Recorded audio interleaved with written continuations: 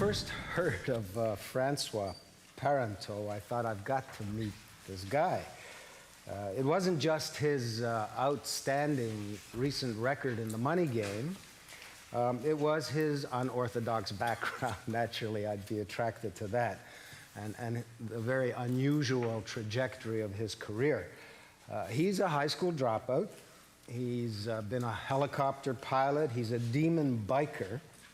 And he's a French-Canadian in New York. You know that tune, I'm an alien in New York. He's a stranger in a strange land, and for that reason, he's capable of, as they say, thinking different. This is a quote from him. He says, "I'm the ultimate outsider, and it's a big advantage." He gives his research away for free. All you got to do is get on his website and log in and register, and he'll send you the stuff that everybody else charges you for. He makes his money by putting his own money on those same bets that he's advocating for you. And he's equally free with his opinions about the economy, about the border, about where the next opportunity lies, and about the money business itself. Where's Francois?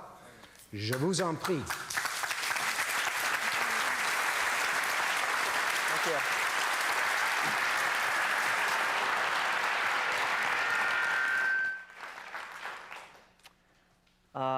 It's great to be here today, and I'd like to take the opportunity to tell you a bit about myself and maybe try to demystify a bit the investment world, because I believe that Wall Street is trying to make things look a lot more complicated than they are. And I can start by saying that I don't believe you need to be that smart to be a successful investor. I'm certainly not that smart. I cannot even remember my own zip code. So let's go back maybe for a second to my high school years, and they were really no fun, and they were no fun because I was bad at it and I had pretty bad grades. A lot of my teacher predicted that I would end up on a factory floor. They were right. This is exactly where I ended up, on a chocolate manufacturing facility, to be more exact. And I made a few bucks there, and I stayed there for about a year, and I saved a bit of money, and I enrolled into photography school, and I became a press and sport photographer. And this is where I believe for the first time I realized that I had in me maybe the gene of an entrepreneur, because I was not afraid to cold call and to harass my prospective client for as long as it took for them to give me the job. Actually, I was probably a better businessman than I was a photographer. And then I watched a movie called Wall Street, and it made me curious about the investment world. And when I turned 25, I launched Parenteau Corporation, my own investment firm, without any prior training, any prior academic background. So how well did I do? Well, I did pretty bad initially. I did about as good as a skydiver who jumps off the plane and forgets to strap on his parachute. So I came crashing down. And I crashed down because I was a believer, and I wanted to believe what people were telling me. So I made the mistake of believing bankers and stockbrokers and financial analysts. And I made the mistake of believing the grandiose vision of many entrepreneurs. And I made the mistake of believing what I read in the financial press. And it was a mistake because many people were lying to me. And sometimes they lie intentionally. Sometimes they just don't know any better. So I needed to figure out a way to become my own analyst, to get to be that guy who knew better. And that's not easy because, you know, there's no such class in university. And part of the reason why I succeeded, I believe, is because I had that willingness to fail and to experiment and to make mistakes and start again and learn from them. So we are an observer of the financial landscape. I am an outsider. So I like to focus on smaller businesses because it's easier in a small business to put my arms around it and fully understand what's going on in the inside, you know.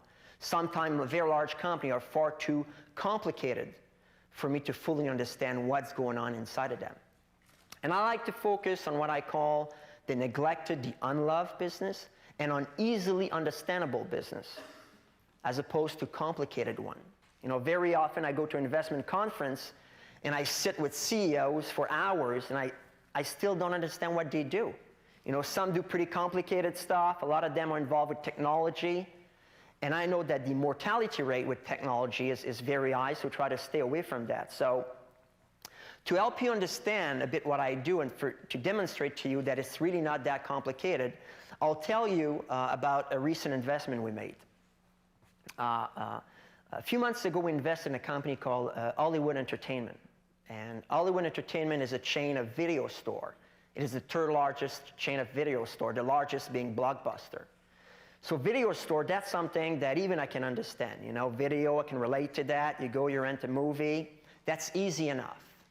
And what created the opportunity is that the landscape by which people are getting their movie now is like shifting. You know, you can download movie off the internet.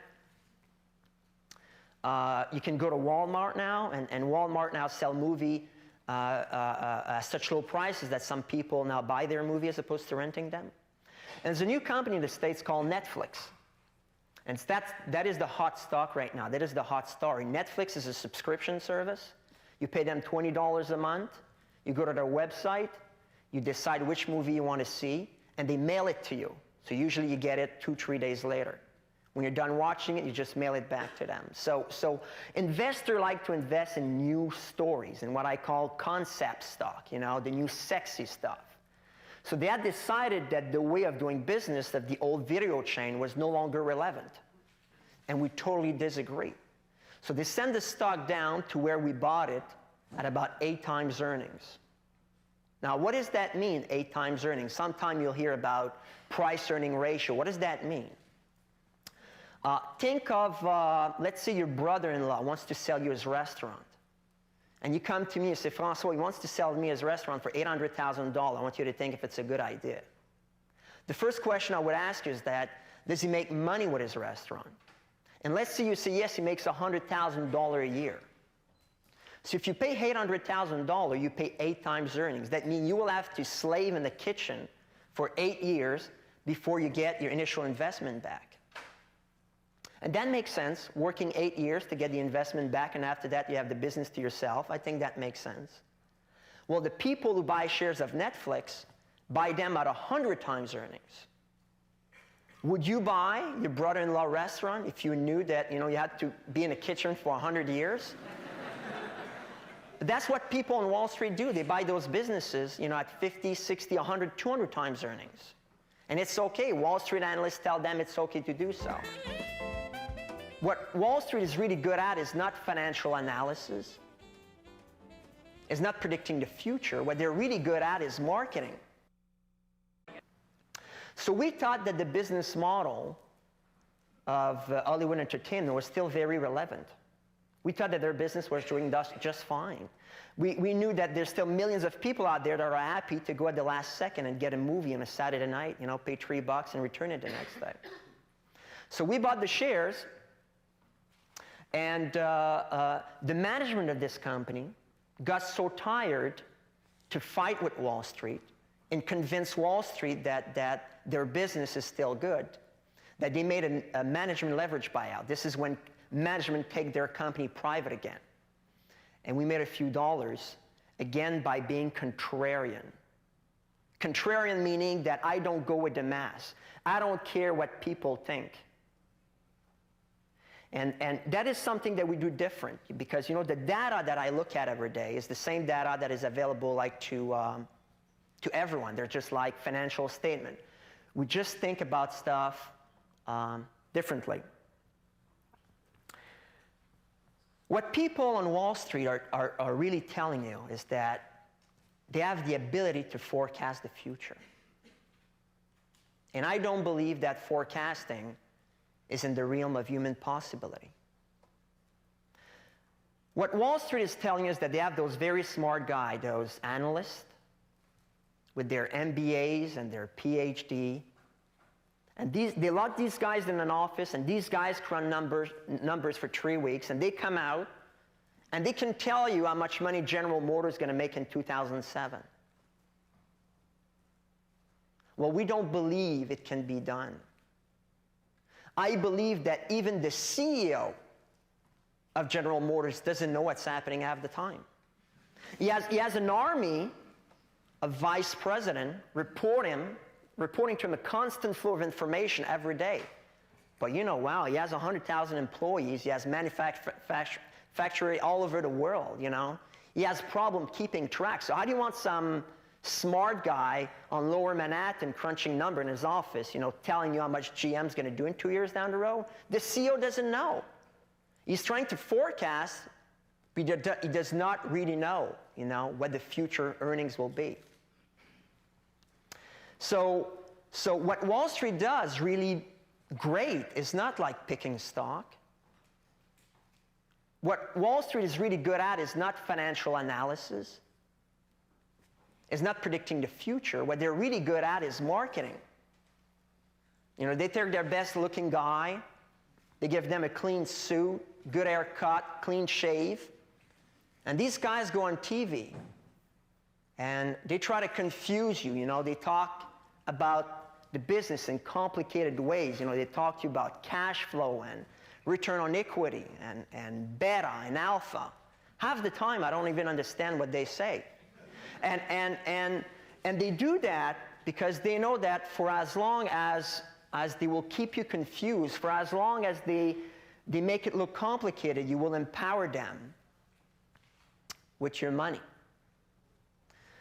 My job is to try to make the difference between fools and visionary, and sometimes it's pretty hard. I try to make the difference between company that will have like great cash flows and company that will be financial black holes. I get to rub shoulders with great guy. You know, I got to sit with Steve Jobs from Apple Computer, got to sit with Wilson Greatbatch, the inventor of the pacemaker. So my advice to you is that, you know, don't be afraid when you invest to think differently. Don't be afraid to go against the mass and take with a grain of salt